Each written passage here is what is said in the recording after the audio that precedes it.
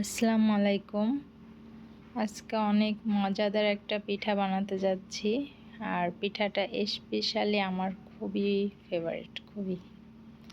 তো পিঠার ডো তৈরি করা হচ্ছে। ডোতে দিছি সেদ্ধ করার সময় অল্প একটু চিনি, লবণ আর চালের গুঁড়া দিয়ে সেদ্ধ করে নিছি। আর এখন মেখে নেওয়া হচ্ছে। আপনার চাইলে এলাচের ফ্লেভার আছে এমন বিস্কুটের গুঁড়া ইউজ করতে পারেন, তাতে পিঠাটা অনেক সুস্বাদুও হবে, প্লাস ঘ্রাণও হবে, ঘ্রাণটা ভালো আসবে। বা এলাচের একটু গুঁড়াও দিতে পারেন, আমি সেটা দেই নাই, একটু বিস্কুটের গুঁড়া ইউজ করছি।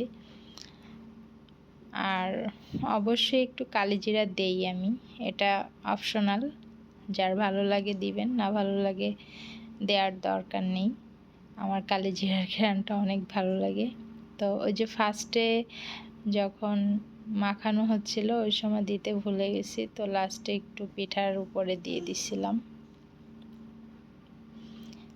তো এই যে আমি হাতেই কয়েকটা ডিজাইন করে নিচ্ছি। এই পিঠার সাজ পাওয়া যায়, তো সাজে আমি হাতে অনেকগুলাই পারি, যেগুলা পারি এই যে হাতেই করে নিচ্ছি। আর এই পিঠাটা আমাকে বানানো শিখাইছে আমার বড় ফুপির মেয়ে রনি আপু। রনি আপুকে অনেক অনেক ধন্যবাদ।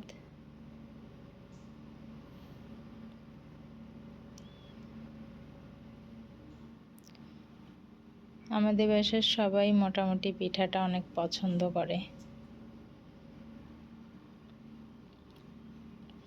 আর পিঠা বলতে ডিজাইন একটু অনেক প্রসেসিং থাকে, তো পিঠা বানাতে কিন্তু একটু সময় বেশি লাগে। আমার ডিজাইন করা শেষ, এখন আমি এগুলো তেলে ভেজে নিচ্ছি। এখন দেখা যাচ্ছে আমি কিন্তু একটু কালিজিরা ইউজ করছি।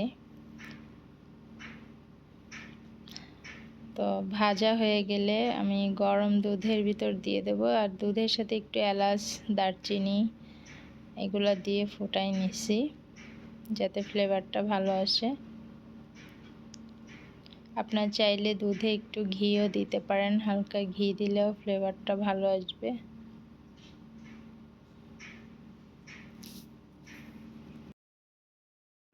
পিঠাটা এত সফট হয়েছে যে দেখেন উঠাতে গেলেই ভেঙে যাচ্ছে।